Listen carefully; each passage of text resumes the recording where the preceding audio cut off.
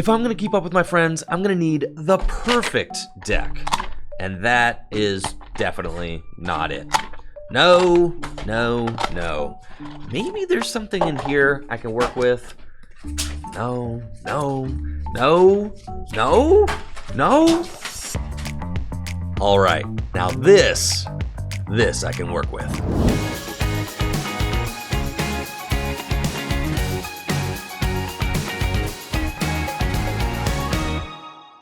When it comes to building a successful deck, attacking is usually the most important part.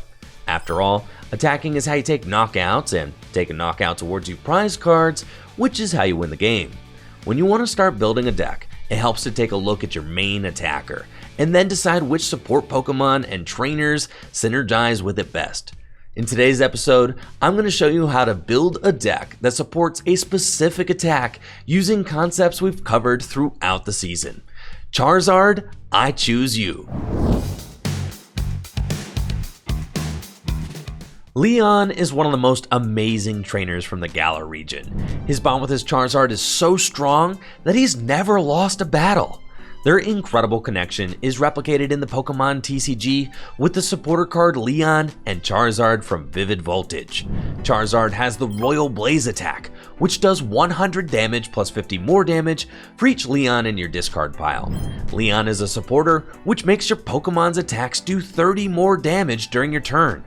With 4 Leon in the discard pile and a Leon played as your supporter for the turn, it's possible to do 330 damage with Charizard for just 2 fire energy. But swinging for 330 damage isn't exactly easy. This attack is going to require some support. Fortunately, Charizard has some support built in with its Battle Sense ability. Battle Sense allows you to look at the top 3 cards of your deck and put a card you find there into your hand before discarding the remaining cards. Battle Sense is an excellent way to burn through the deck and find Leon or other key resources. But as a Stage 2 Pokemon, sometimes Charizard needs a little help to get set up. I think Cinccino's Make Do ability, which allows you to discard a card from your hand and draw 2 cards, is the perfect support option for Charizard.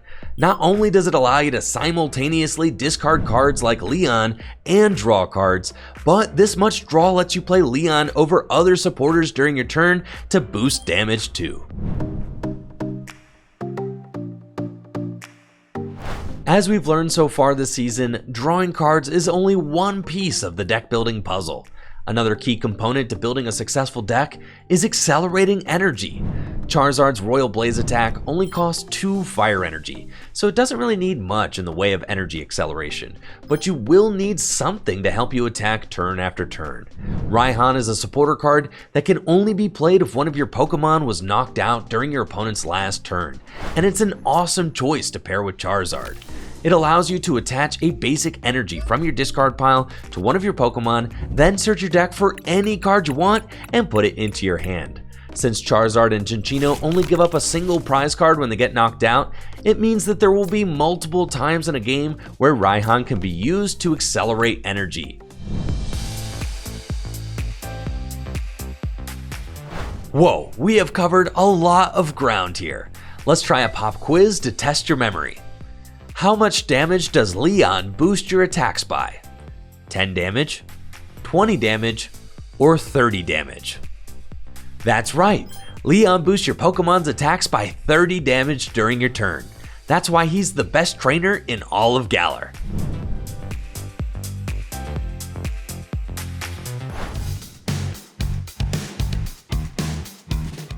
Usually, you want your attackers to take as little damage as possible in battle, but sometimes Pokemon get more powerful when they have damage counters on them.